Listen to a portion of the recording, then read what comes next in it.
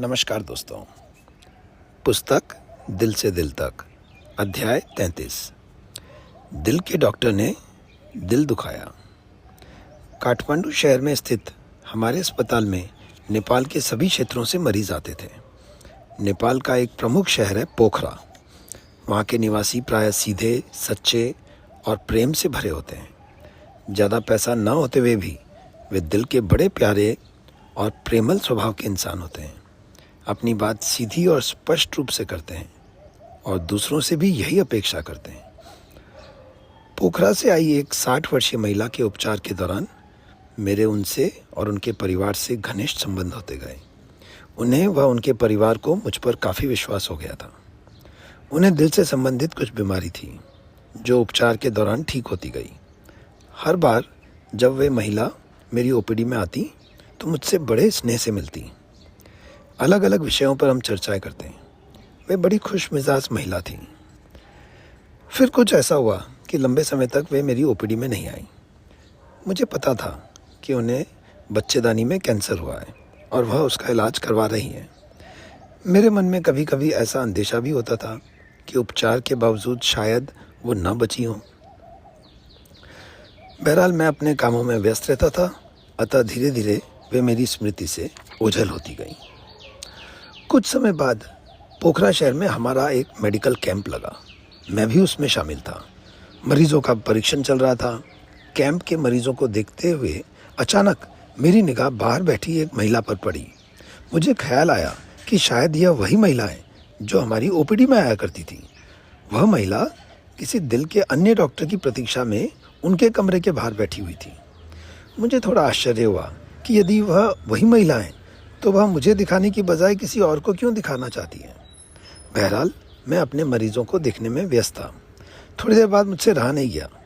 मैंने अपने सेक्रेटरी से कहा, मालूम करो वह जो महिला बैठी है कौन है? क्या वह हमारी वही पुरानी मरीज है? मेरे सेक्रेटरी ने मुझे आकर बताया, डॉक्टर साहब आप ठीक कह रहे हैं, ये वही मरीज़ है। उनकी पुरानी फाइल में आपकी रिपोर्ट्स भी हैं। वह इस बार किसी और डॉक्टर को दिखाने के लिए बाहर बैठी हुई है। अपने सेक्रेटरी के साथ मैं खुद तुरंत बाहर गया। अभिवादन के बाद मैं उन्हें अपने कमरे में लाया। फिर मैंने उनसे पूछा, बताएं आप कैसी हैं और इतने दिन कहाँ थी? मैंने उनकी फ़ाइल देखी। उनसे कहा कि इतने सालों से आपसे मुलाकात भी नहीं हुई। मैंने प्रेम पूर्वक उन्हें बिठाया और बातें करना चाही। वे थोड़ी चुप ही थी। थोड़ी देर बाद उनकी आंखों से अश्रुधारा बहने लगी। हैरानी से मैंने पूछा, क्या हुआ दीदी? कुछ बोलिए, क्या बात है? कैसी तबीयत है आपकी? उन्होंने बड़ी मुश्किल से बोलना शुरू किया, डॉक्टर साहब जब भी मैं आपसे इलाज के लिए आती थी तो आप मुझे बड़ी सरलता से सारी बातें समझाते थे। आप मेरी सारी बातें सुनते थे और आपसे मिलकर मुझे बड़ा अपनत्व और तसल्ली मिलती थी। आखिरी बार जब मैं आपको दिखाने आई थी तो आपको मैंने अपनी नई बीमारी कैंसर के बारे में बताया था। उस समय आप ज़्यादा व्यस्त भी थे और अपने स्टाफ से बातों में मशगूल थे। मेरी बीमारी की बात सुनकर आपने कहा, अच्छा चलिए किसी और डॉक्टर को दिखा देते हैं। आपने यह बात बड़ी रुखाई से कही थी। जब मैंने आपसे विदा ली तो आपकी चिर परिचित गर्मजोशी और अपने मरीज के लिए आपका सामान्य भाव भी नदारद था।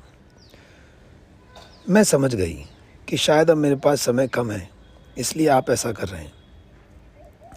हमेशा आप मुझे बड़े प्रेम से गले लगाते हुए सांत्वना देकर विदा करते थे, लेकिन उस दिन तो सब बदल गया था।